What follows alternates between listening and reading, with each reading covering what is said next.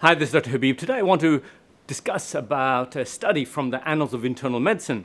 And there were 4 prospective studies. There were also 12 randomized studies that looked at saturated fat, or more like red meat, as well as processed meat.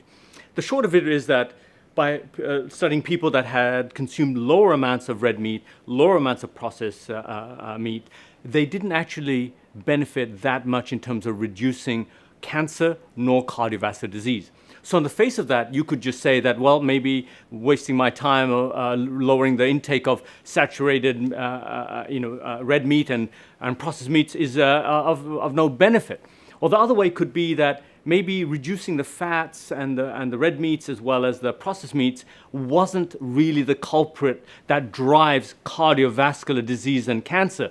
In fact, we know that inflammation is the bigger driver for insulin resistance. Inflammation is the prerequisite to 70% of heart attacks that we know of today.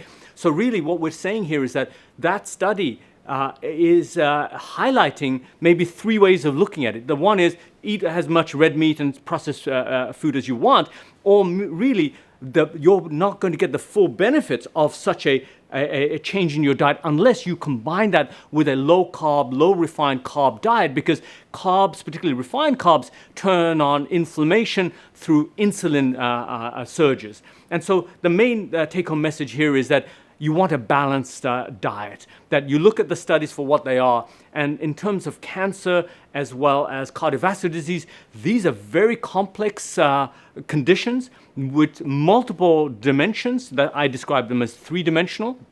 And the fact is that just lowering the red meat and processed meat is not enough. You need to combine that with less refined carbs. You need to have a balanced diet, because all of the things I just said about the real risk factor for cancers and heart disease and diabetes, like inflammation, is at the microbial level. So when you expose your gut bacteria with saturated fatty acids, you're altering the bacterial flora in the gut. You're allowing an imbalance in Firmicutes to Bacteroides. That's allowing inflammation in the liver, and that disrupts insulin receptors, but also is a big driver for inflammation around the body, allowing heart attack. And so we know that it also activates toll-like receptor 4, which is pro-inflammatory.